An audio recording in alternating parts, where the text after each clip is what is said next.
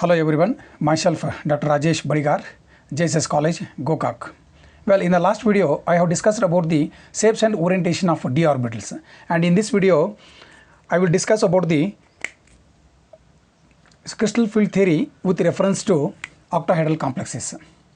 So that means how the d orbits are going to split into different sets of orbitals when the ligand field is in octahedral fashion.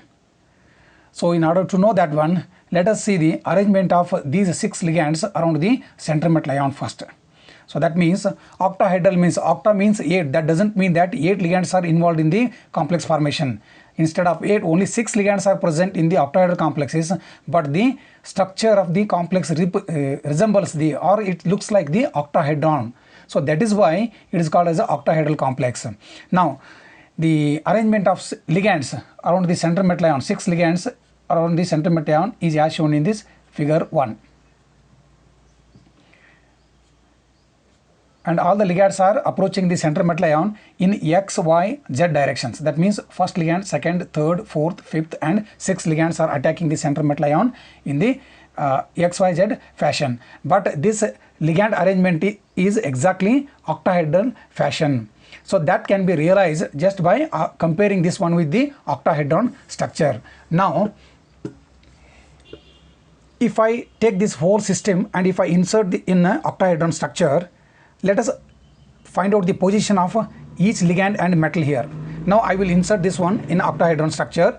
Just see, the metal will come exactly at the center and the 6 ligands are coming at the 6 corners of the octahedron. That means in case of octahedral complexes, the metal is at the center of the octahedron and ligands are at the 6 corners of the octahedron as shown in this figure 2. Now, from the study of shapes and orientation of d orbitals, it is clear that the T2g orbital lobes are lying in between the axes. That means if any electron density is there, definitely in a T2g orbital it is in between the axes. That means T2g orbital lobes are exactly lying in between the axes. For example, this one, for convenience I am showing in the only one. Now EG orbital lobes are exactly lying along the axis. That means x, y, z directions they are lying. That means EG orbital lobes are exactly, they are present along the x axis, y axis, z axis.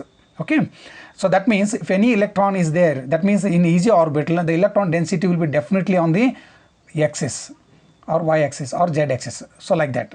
Now in octahedral complexes already we know that the ligands are coming in x, y, z direction. So therefore EG orbitals are going to experience more repulsion when compared to T2g orbital, because EG orbital lobes are exactly lying along the axis where the ligand is coming. Therefore face to face repulsion will take place. Therefore EG orbital lobes will experience more repulsion than T2g orbitals. Here one thing we have to remember that whenever like charges repel each other, there increases the potential energy of that system. Here since the EG orbital lobes are experience more repulsion, that means EG orbital energy increases when compared to T2g orbitals. Here T2g orbitals will also experience repulsion, no problem.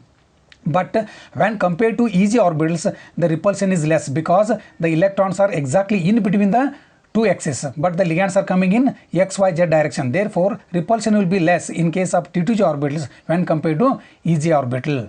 Thus in octahedral complexes, it is not possible to produce the spherical field around the 5 d orbitals, which we call that one as a degenerate d orbitals. Since there is no spherical field is produced by the octahedral arrangement of ligands in octahedral complexes, the 5 d orbitals are not going to experience the same amount of repulsion. Therefore these 5 degenerate d orbitals are going to split into 2 sets of orbitals. One is a T2g orbital set, another one is EG orbital set. Here T2g orbital set consists of 3 orbitals, that is dxy, dxz and dyz, whereas EG orbital consists of 2 orbitals. So that means dx square minus y square and dz square orbital. Here EG orbital energy is more when compared to T2g orbital. This is the splitting of d orbitals into 2 sets of orbitals. That means in octahedral fashion or in octahedral complexes, the 5 d orbitals are going to split in this fashion. That means T2g orbitals will be lower energy orbitals and EG orbitals will be in the higher energy orbitals. This splitting of d orbitals into 2 sets of orbitals having different energy is nothing but the crystal field splitting. They may ask the question, what do you mean by crystal field splitting? Crystal field splitting is nothing but the splitting of 5 degenerate d orbitals into sets of orbitals. In this case particularly, if you take octahedral complexes, the splitting of 5 d orbitals into 2 sets of orbitals having different energy under the influence of the ligand field is known as crystal field splitting. Now the magnitude of difference between these two energy level, that means it is energy level. If you show this one, this is the energy of the T2G orbital and this is the energy of the EG orbital.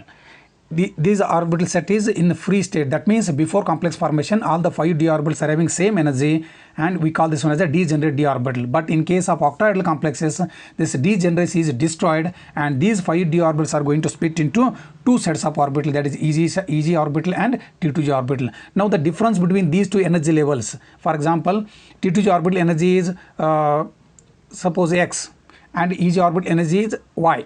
Now what is the difference between these two energy level? That is known as crystal field splitting energy.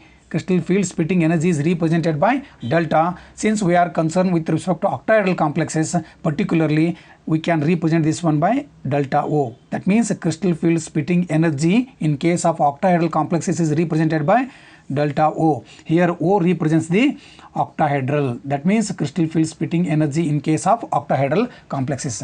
This crystal field splitting, that is the magnitude of difference in the energy between the 2D orbitals, is also represented by another parameter, or is also measured by another parameter, that is dq. It is mathematical form, but frequently we are going to use delta only, delta not only, and arbitrarily this difference, the magnitude of difference between the 2D energy levels is represented 10 dq. That means delta naught is equal to 10 dq. Delta naught is equal to 10 dq. Now the question comes,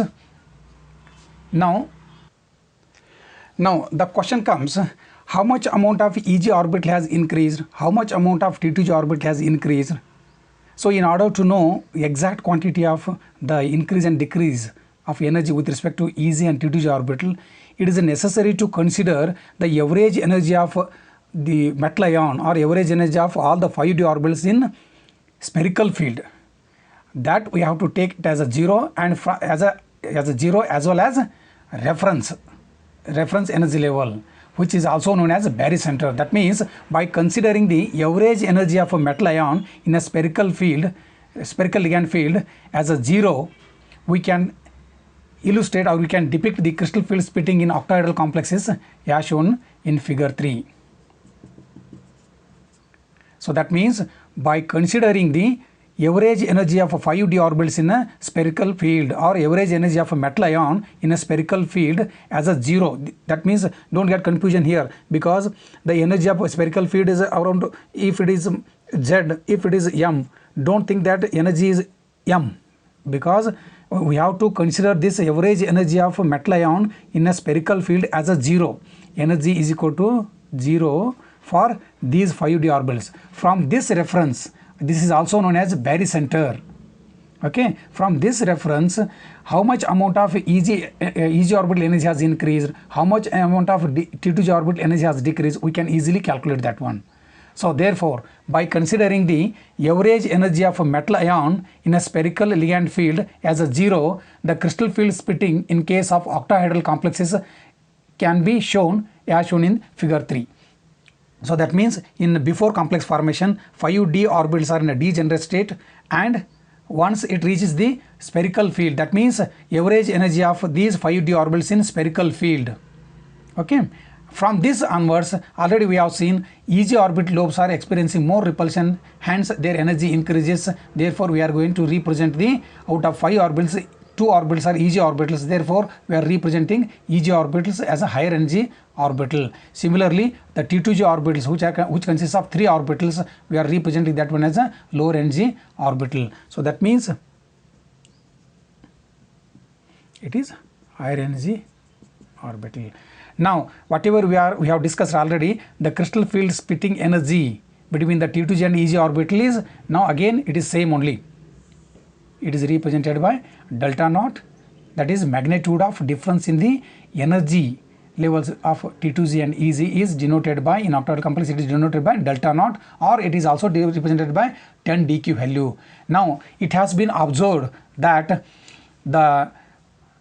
from the barycenter, the EG orbital energy is increased by how much quantity? 0.6 delta naught. So that means EG orbitals are 0.6 delta naught above the barycenter, whereas T2G orbitals are minus 0.4 delta naught below the T2G, below the barycenter, or when compared to barycenter. That means here minus means the decrease in the energy of the T2G orbital. Therefore, we can represent the T2G orbital energy as 2 by 5 delta naught. That means 0.4 delta naught means 2 by 5 delta naught, or in terms of, if you want to represent dq value, it is minus 4 dq value.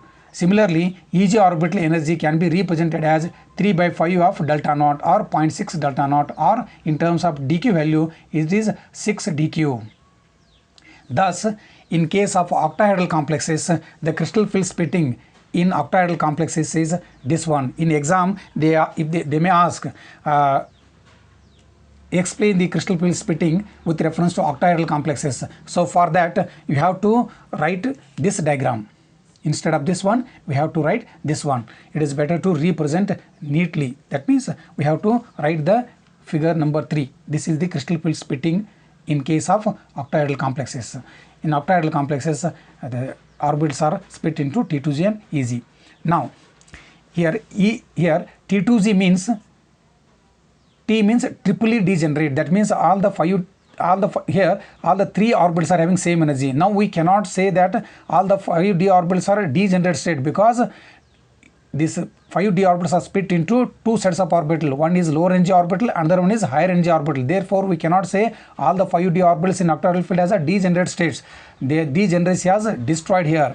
So, but after degeneracy are destroyed, only T2G orbitals, that is dxy, dxz and dyz orbitals are having same energy. That is why we are representing in a single row. So these are triply degenerate orbitals. Similarly, E means doubly degenerate E orbitals. Here G represents the gerade. That means center of inertia will be there in octahedral complexes. But in case of tetrahedral complexes, we are not going to represent it by G value. Here, further, if this is the crystal field splitting in octahedral complexes, now if any one electron is there in any octahedral complexes, if you take, if that contains only one d electron, that d electron will always go first to T2G orbital. That means each electron tends to occupy the lower energy T2G orbital first in order to achieve the stability. So that means if one electron is there, for example, it will occupy the first any one of the 3 orbitals here. If d2 electrons means, that means if any octahedral complexes 2 electrons are present, then those 2 electrons will occupy first T2G orbital only. Now if 3 electrons are there, then the third electron will go first here only. Suppose if d4 configuration means any octahedral complexes, if d electrons are 4, then the fourth electron, where it has to go? Whether it has to go to higher energy level, that is EG orbital, or it has to pair here only. That depends upon the gap between these 2 energy level. That means if the crystal field splitting is very small, that means energy difference between these 2 orbitals is, if it is less, then the fourth electron definitely it will move to the EG orbital. If the crystal field splitting is large, that means energy difference between is large, then in that case electron prefers to pair in the T2G orbital only. Now the question comes, in what condition the crystal field splitting will be less, in what condition the crystal field splitting will be large. That we are going to study in the forthcoming videos, where we are going to concentrate on factors affecting the delta value. That means on what factor the delta naught value, that means crystal field splitting energy depends. In that chapter or in that subtopic we are going to discuss in detail. Now each electron which enters the T2G orbital will stabilize the complex by 0.4 delta naught amount, or each electron which enters the EG orbital, that will destabilize the complex by factor 0.6 delta naught. Okay, here the delta naught value can be easily determined by recording its UV visible spectra. So that means in order to know the delta value, that means crystal field splitting energy in case of octahedral complex, if you want to calculate, so you have to take the complex and record its UV visual spectrum. So from that we can easily calculate this one. This is how we are going, this is how the, in case of octahedral complexes, the 5d orbits are going to split into 2 sets of orbital. Thus, in octahedral crystal field theory with reference to octahedral complexes means you have to draw these 3 structures, or at least this one structure, and this is the crystal field splitting in octahedral complexes. That means 5d orbitals are going to split into T2g and EG orbitals. In octahedral complexes, EG orbitals are having more energy when compared to T2g orbitals. Thank you.